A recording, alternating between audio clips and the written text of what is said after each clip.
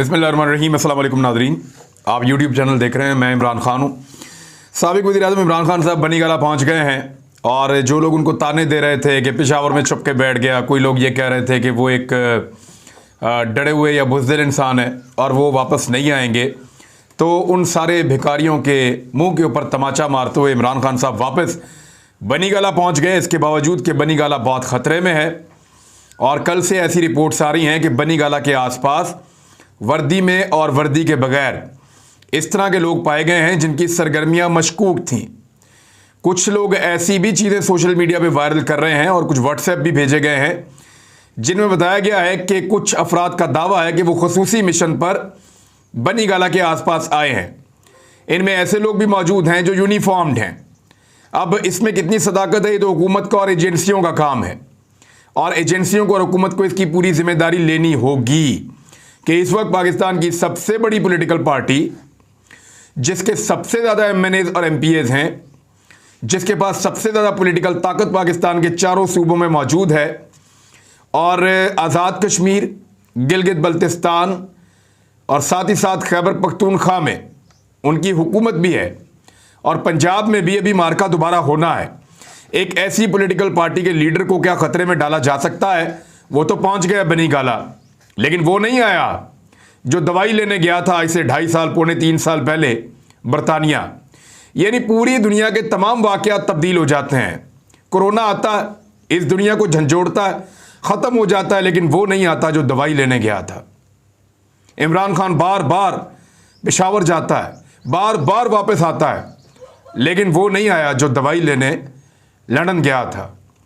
इमरान खान की हुकूमत आई, हुकूमत चली गई, उसके भाई की हुकूमत आ गई जिसने गारंटी दी थी, लेकिन वो नहीं आया जो लंदन दवाई लेने के लिए गया था। मैं इस तरह की सैकड़ों मिसालें पेश कर सकता हूं, लेकिन ज़्यादा शर्मिंदा करना नहीं चाहता, क्योंकि शर्मिंदा उसको किया जाता है जो शर्म महसूस कर रहे हों। ये सारी एक घटिया सियासी चाल थी जिसके नतीजे में एक मुंतखब हुकूमत को गिराया गया। अब एक नई ऑडियो है जिसके ऊपर रख के कुछ बेकारी दानिश्वर खेल रहे हैं। इस नई ऑडियो में एक खातून है और मुबैना तौर पे दूसरी आवाज़ मलिक रियाज की है।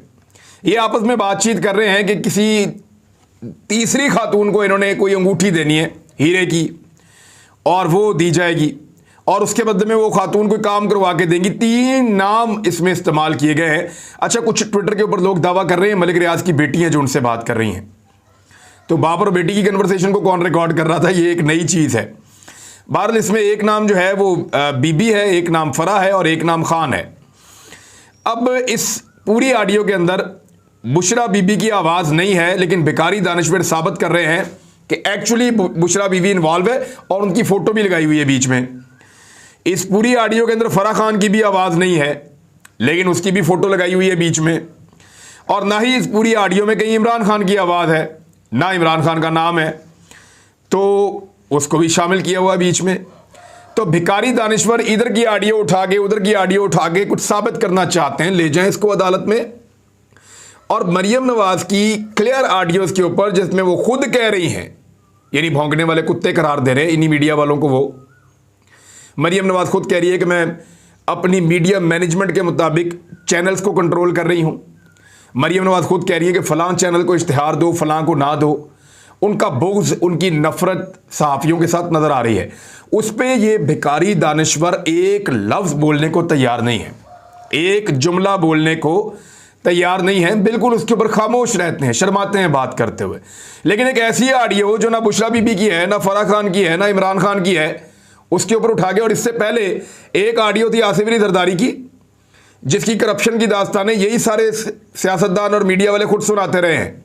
और आसिफ अली जरदारी के बारे में तमाम लोग कहते हैं कि यार आप तो करप्शन के ऊपर बात ना करें। जरदारी साहब की सियासत पे जितनी उंगली नून लीग ने और उनके भिखारी दानिश्वरों ने उठाई है उतनी किसी ने नहीं उठाई। तो एक ऑडियो जरदारी साहब की थी और दूसरी पाकिस्तान के सबसे बड़े लैंड माफिया की आवाज़ मुबैना तौर पर ये लोग कहते हैं मलिक रियाज की थी। यानी मलिक रियाज और आसिफ अली जरदारी दोनों की एक तो झूठी ऑडियो बनाई थी उन्होंने। मलिक रियाज ने कहा मैं हूं ही नहीं यार, ये फ्रॉड है। लेकिन अगर है भी तो उन 2 बंदों की बुनियाद पे अदालत से सर्टिफाइड सादिक और अमीन के ऊपर उंगली उठा रहे हैं। ये इनकी क्रेडिबिलिटी और इनकी सहाफत है भिखारी दानिश्वरों की। बहरहाल इसकी बुनियाद पर भिखारी एक पूरा नैरेटिव बिल्ड कर रहे हैं, तो फिर आप सोचें कि ये कहां तक ले जाएंगे मामले को। आज महंगाई इनके लिए मसला नहीं है, आज बढ़ती हुई गुर्बत इनके लिए मसला नहीं है, आज बिजली की बढ़ती हुई कीमत, पेट्रोल की बढ़ती हुई कीमत, आटे की बढ़ती हुई कीमत, घी की बढ़ती हुई कीमत, ये सारी चीज़ें इनके लिए मसला नहीं है। इनके लिए मसला क्या है? इनके लिए मसला यह है कि एक किसी औरत ने किसी आदमी से बात की है, उठा के इल्ज़ाम इमरान खान पे लगाओ, तो ये बुग़्ज़ से भरे हुए लोग हैं और ये बाज नहीं आएंगे और ना इनको सुकून मिलेगा। लेकिन इन्होंने एक कार्रवाई बहुत बड़ी डाली है। इन्होंने आईएसआई की जिम्मेदारी लगा दी कि अब वो बतौर वेटिंग एजेंसी काम करेगी। वैसे अगर कोई ख़ास किस्म की पोस्टिंग है, मिसाल के तौर पे एक आदमी वज़ीर आज़म के साथ लगने जा रहा है, उनका ख़ास ऑफिसर, तो उसके बारे में तो ज़रूर एजेंसी की रिपोर्ट होनी चाहिए कि इसने वज़ीर आज़म के साथ काम करना है। एक आदमी चीफ सेक्रेटरी या होम सेक्रेटरी या सेक्रेटरी दाखिला या इस तरह की कोई अहम तरीन सेक्रेटरी खारजा पोस्ट के ऊपर लगने जा रहा है, तो उसके ऊपर तो इनपुट होनी चाहिए। लेकिन एक बंदा जो है वो एफबीआर में काम कर रहा है, दूसरा बंदा नादरा में काम कर रहा है, तीसरा बंदा एजुकेशन में काम कर रहा है, चौथा हेल्थ में काम कर रहा है, पांचवा इरीगेशन में काम कर रहा है, छठा जंगलात में काम कर रहा है, सातवां वाइल्ड लाइफ में काम कर रहा है। जो लोग इन चीज़ों में काम कर रहे हैं, तो इनका तो दिफा के साथ कुछ लेना देना नहीं है, ना सालमियत के साथ। तो इनके लिए भी अब उन्होंने वेटिंग एजेंसी बना दिया शहबाज शरीफ ने आईएसआई को। ऐसी ज्यादती की, हमारी ज़बरदस्त किस्म की एक एजेंसी है दुनिया के अंदर, उसका नाम है, पकड़ के उसको वेटिंग एजेंसी बना दिया, स्टेटस दे दिया उनको कि ब्यूरोक्रेट्स की तैनातियां, उनकी ट्रांसफ़र पोस्टिंग और उनके जो भी तकर्रियाँ हैं उसके ऊपर जो है वो आईएसआई की रिपोर्ट आया करेगी, तो फैसला हम किया करेंगे। यार तो आपको क्यों दिया इस मुल्क में अंदर इक़्तिदार? लोगों ने आप लोगों को क्यों इक़्तिदार दिया? यानी ये काम आईएसआई के करने का है। आईएसआई को इतना डिग्रेड तो ना करें कि अब वो ये काम करेगी। और क्या दुनिया की एजेंसियां ये काम करती हैं इस तरीके से, और उनको ऐसे वेटिंग एजेंसी का सर्टिफिकेट दिया जाता है या नोटिफाई किया जाता है? शहबाज शरीफ ने तो ये कर दिया, लेकिन पीपल्स पार्टी को बहुत गुस्सा है। फरदुल्ला बाबर का मैं आपको पहले ट्वीट पढ़ के सुना देता हूं। वो कहते हैं, this has been done behind the back of coalition partners and parliament. ये जो सारा कुछ किया गया है, ये हमारी पीठ पीछे किया गया है। जो हम इत्तेहादी जमातें और पार्टनर्स हैं, उनकी पीठ पीछे किया गया है। वाई? क्यों किया गया है? It is not a single party government. ये कोई एक जमात की हुकूमत नहीं है नून लीग की। Must be unacceptable to many coalition partners and they must protest to reverse it. ये बहुत सारे जो इत्तेहादी जमातें हैं उनके लिए काबिल कबूल नहीं है और उनको इस पर ज़रूर एहतजाज करना चाहिए। Unilateral alteration in civil service rules must be challenged, it will be. उन्होंने कहा कि ये जो तब्दीली की गई है सिविल सर्विस रूल्स के अंदर, एक तरफा तौर पे इसको चैलेंज किया जाएगा और किया जाना चाहिए। दोबारा वो लिखते हैं एक और ट्वीट में, an agency that failed to check smuggling of nuclear wherewithal which was blamed on one lone individual. वो कह रहे हैं कि ऐसी एजेंसी जो नाकाम हो गई न्यूक्लियर जो जा रहा था पाकिस्तान से बाहर बकौल इनके, उसकी स्मगलिंग को रोकने में, और इल्ज़ाम सिर्फ एक आदमी के सर पे धर दिया जो डॉक्टर अब्दुल कदीर खान साहब पे लग गया था। Failed to detect Osama bin Laden hiding in Abbottabad. Abbottabad में जो उसामा बिन लादन छुपा हुआ था उसको ढूंढने में भी नाकाम रहे। It is being tasked with reporting on competence and professionalism of civil servants.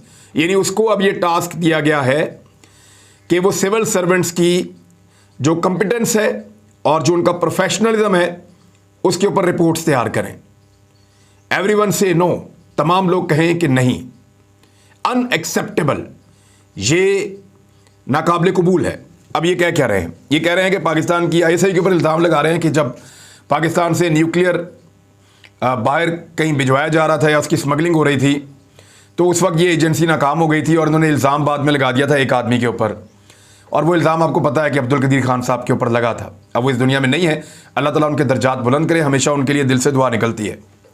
और दूसरा इल्ज़ाम उन्होंने ये लगाया कि वही एजेंसी जो उसामा बिन लादन का पता नहीं करवा सकी एबटाबाद में, अब यानी उसको अब आपने काम लगा दिया है कि वो सिविल सर्वेंट्स के जो है वो अंदाज़ा लगाएंगे कि वो कितने कैपेबल हैं और कितनी उनके अंदर कॉम्पिटेंस है और कितने वो प्रोफेशनल हैं।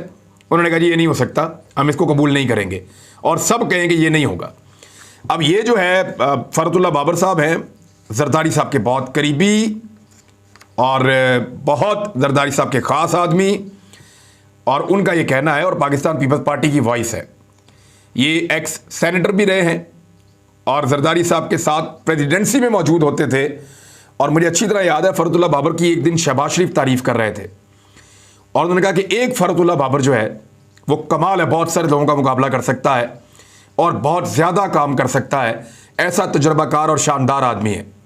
तो फरतुल्लाह बाबर ने ना सिर्फ ISI की तौहीन की है इन ट्वीट्स के अंदर, एक ट्वीट में तो तौहीन की उन्होंने कि ISI ये भी नहीं कर सकी, ये भी नहीं कर सकी, तो उन्होंने ISI के बारे में नेगेटिव रिमार्क्स दिए हैं। अब उसके जवाब मौजूद हैं, मैं उस डिटेल में नहीं जाता। लेकिन दूसरी में उन्होंने ये कहा कि शहबाज शरीफ को कोई हक नहीं पहुंचता कि अकेला फैसला करे और ISI को वेटिंग एजेंसी बना दे। हम कोलिशन गवर्नमेंट है, अकेला फैसला नहीं कर सकता, इसकी मुखालफत करेंगे और ज़रूर करेंगे। तो ये फरतुल्लाह बाबर को भी आपने सुन लिया है। अब आए कुछ और खबरें मेरे पास। इमरान खान साहब की जान को खतरे के हवाले से पाकिस्तान तहरीक इंसाफ में बहुत ज़्यादा रद्द-ए-अमल आया है। नौजवानों की बड़ी तादाद बनी गाला की तरफ जा रही है, और आज रात को भी बहुत बड़ी तादाद में लोग बनी गाला के बाहर मौजूद होंगे। मेरी इंफॉर्मेशन के मुताबिक इमरान खान साहब ने खैबर पख्तूनख्वा में बहुत तगड़े जलसे कर लिए हैं, और अब खैबर पख्तूनख्वा के साथ साथ वो पंजाब में भी दोबारा जलसों का एक बड़ा ज़बरदस्त सिलसिला शुरू करने जा रहे हैं, और वो अपनी एहतजाजी सियासत को एक नई सिमत में लेकर जा रहे हैं। जबकि मौजूदा हुकूमत के पास मईशत को संभालने का किसी किस्म का कोई बंदोबस्त नहीं है।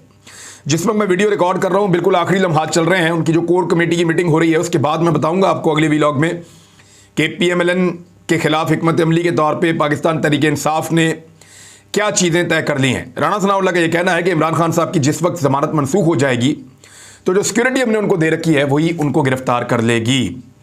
अब ये राणा सनाउल्लाह साहब की ख्वाहिश है, कोशिश है, लेकिन इमरान खान साहब को गिरफ्तार करना इस हुकूमत के लिए इतना आसान नहीं रहेगा। मेरी जब इमरान खान साहब से आखिरी दफ़ा बात हुई तो उनका ये कहना था कि वो गिरफ्तारी के लिए भी तैयार है और जो होगा देखा जाएगा। मैंने उनसे कहा था ये आपको गिरफ्तार कर लेंगे और आपकी गिरफ्तारी फौरी तौर पे हो सकती है, तो उस पर उन्होंने कहा था कि जो होगा देखा जाएगा, मैं अपनी पॉलिटिक्स करूंगा और आखिरी वक्त तक इनका मुकाबला करूंगा। ये जो ज़्यादती इन्होंने मेरे मुल्क के साथ की है, ये मेरे साथ नहीं मेरे मुल्क के साथ हुई है। अच्छे भले चलते हुए मुल्क का बेड़ा गर्क करके रख दिया है।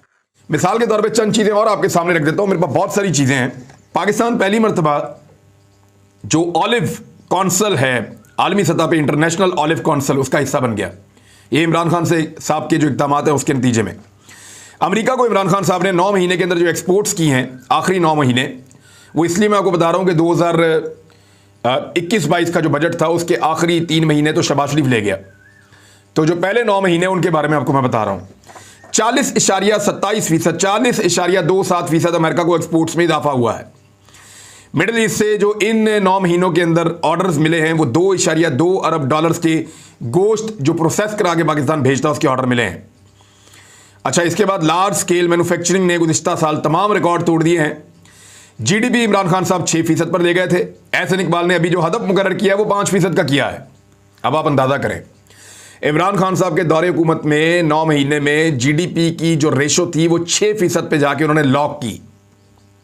ऐसा शानदार काम उन्होंने किया, अंदाज़ा नहीं था कि 6, और वो ये कह रहे थे कि हम 7% तक जाने की कोशिश करते और इसको ले जाते 7% तक।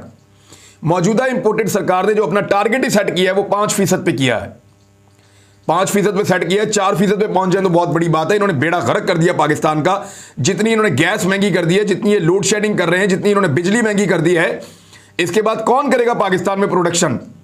इतनी महंगी बिजली, इतनी महंगी गैस के साथ कौन बनाएगा पाकिस्तान में चीज़ें? और इतनी महंगी बनी हुई चीज़ों को कौन दुनिया में खरीदेगा? कंपटीशन ही खत्म कर दिया है इन्होंने। 47% IT एक्सपोर्ट्स के अंदर इजाफा किया इमरान खान साहब के दौर में। और अभी एक खबर आई है, वो मैं आपको पढ़ के सुना देता हूँ। इंफॉर्मेशन टेक्नोलॉजी इंडस्ट्री ने मुल्क की IT की बरामदात तरक्की की जानिब गामजन होने के हुकूमती दावे की तरदीद कर दी है। यानी इससे पहले जो इमरान खान साहब का दौर था उसमें 47% का इजाफा हुआ था IT एक्सपोर्ट्स के अंदर। अभी जो हुकूमत आई है उन्होंने 45-50 दिन के अंदर अंदर इस तरह के 1-2 कारनामे कर दिए हैं कि IT का आपका शोबा पूरा को पूरा बैठ गया है और आप $1 अरब पीछे रह जाएंगे अपने हदफ से। और ये जो है पूरी की पूरी एक रिपोर्ट है जो पेश कर दी गई है तो आईटी को डेंट डाला है मौजूदा इंपोर्टेड सरकार ने, जबकि पाकिस्तान आईटी में बहुत तेजी से आगे जा रहा था और पाकिस्तान अपना एक मुकाम बना सकता था, एक जगह ले सकता था आईटी के शोबे में, लेकिन बदकिस्मती से अब यह नहीं हो पाएगा। 2022 के पहले 3 महीने में पाकिस्तान ने जो टेलीफोन बनाए, पाकिस्तान के अंदर मोबाइल फोन, वो 71,60,000 फोन्स बनाए हैं। पहली मरतबा पाकिस्तान के अंदर खुद से यहां गाड़ियां बनना शुरू हुई हैं, मैन्युफैक्चरिंग, और ये भी इस दफा हुआ है। और 4 अरब से जायद का मुनाफा इनकी खरीदो फरोख्त की सूरत में पाकिस्तान को मिला है। पाकिस्तान की जो एक्सपोर्ट्स हैं उनमें 33% इजाफा हुआ है, जबकि पाकिस्तान का जो इकोनॉमिक साइज है वो 383 अरब डॉलर्स तक पहुंच गया है। इतनी तेजी से तरक्की की शरह पाकिस्तान की बढ़ी है। जो इस खित्ते के अंदर पाकिस्तान की एक्सपोर्ट्स हैं उनमें इजाफा हुआ 23.5%। और बहुत सारी चीजें मैं आपको गिनवा सकता हूं, लेकिन ये सारा कुछ इमरान खान साहब के दौर में होता रहा है। लेकिन रजीम चेंज ऑपरेशन करने वालों ने इमरान खान को निकाला और निकालकर जोकर्स का टोला लाकर बिठा दिया जो इंपोर्टेड सरकार चला रहे हैं, और वो अब पाकिस्तान की इकोनॉमी के साथ मजाक कर रहे हैं, पाकिस्तान के लोगों को तबाह बर्बाद कर रहे हैं और लेक्चर देते हैं जाकर बैठ के हमारे फौजी जवानों को। यानी स्टाफ कॉलेज के अंदर जाकर लेक्चर देंगे। मैं उस लेक्चर को क्या समझता हूं मैं आपको बता देता हूं। एक तरफ कुर्सी पे शहबाज शरीफ साहब बैठे हुए हैं टेबल रख के और लेक्चर दे रहे हैं पाक फौज के यूनिफॉर्म्ड ऑफिसर्स को। एक्चुअली वो लेक्चर पता किस चीज का था? वो इस चीज का था कि आप कितना बर्दाश्त कर सकते हैं ज़हनी टॉर्चर, कि एक ऐसा आदमी जो करप्ट है, बेईमान है, जिस आदमी के ऊपर इल्जाम है मनी लॉन्ड्रिंग के, मुलजिम है, जमानत पे है, वो अगर वजीर आज़म बन के आपको लेक्चर देने के लिए आ जाए तो इस तकलीफ को, इस ज़हनी टॉर्चर को आपने कैसे बर्दाश्त करना है। मेरे ख्याल में वो जो लेक्चर उनकी ऐसी तरबियत और ट्रेनिंग का हिस्सा था कि चेक किया जाए कि ऑफिसर्स दिमागी तौर पे कितने मजबूत हैं और कितना टॉर्चर ज़हनी तौर पे बर्दाश्त कर सकते हैं। अब तक के लिए इतने, अपना ख्याल रखिएगा, अपने इस चैनल का भी। अल्लाह हाफिज़।